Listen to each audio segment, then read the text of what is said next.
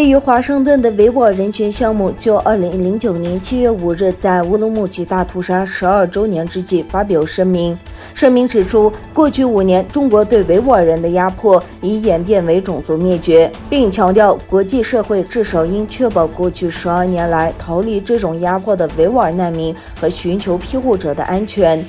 维吾尔人权项目执行主席卡纳特先生说，国际社会至少应该拯救维吾尔难民。美国国会应立即通过一项保护维吾尔人人权的法案，观点相近的国家应拿出安置维吾尔难民的计划。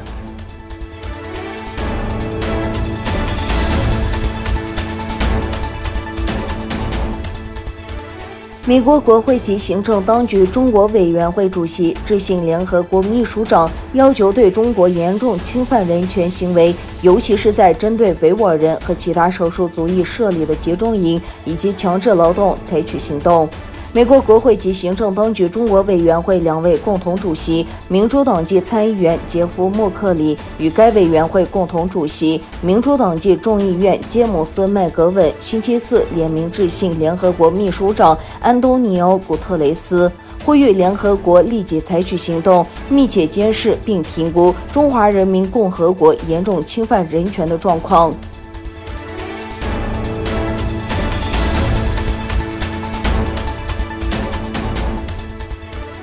土耳其一维吾尔人权组织发表新的报告，揭露中国政府于2009年7月5日在东突厥散乌鲁木齐进行的屠杀和其他系统性的压迫政策。东突厥散人权观察协会发表了题为《75乌鲁木齐大屠杀报告：从大屠杀到种族灭绝之路》的研究报告。这份报告揭露了中国政府于2009年7月5日在东突厥散乌鲁木齐进行的大屠杀及其所有背景。东突厥散人权观察协会网站2021年7月2日发表的报告中，详细介绍了中国载至2009年7月5日的政策，乌鲁木齐抗议活动如何发生，中国如何开始大屠杀，大屠杀后的中国政策、国际反应以及有关正在进行的种族灭绝的信息。报告还包括照片和参考书目。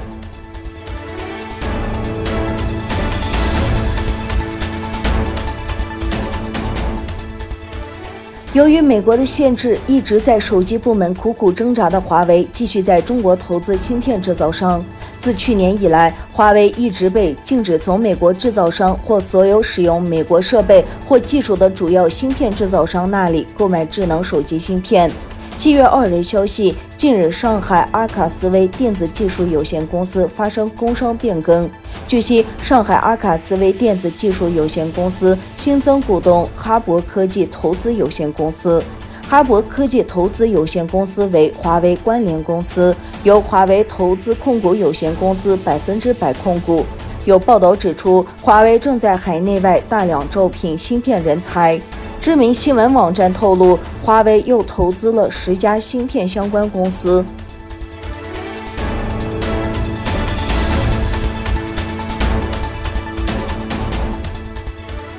俄罗斯总统普京签署新国家安全战略，当中需提及发展与中国及印度的合作关系，是外交战略方向目标之一。俄罗斯政府在7月3日发表新国家安全战略，44页的报告概述了俄罗斯的国家利益和优先事项。报告中指出，俄罗斯需通过减少在国际交易中使用美元，以提高其经济安全，发展与中国的全面伙伴关系和战略合作及与印度的特殊战略伙伴关系的目标。这旨在建立可靠的机制，确保亚太地区在各个集团之外的地区稳定和安全。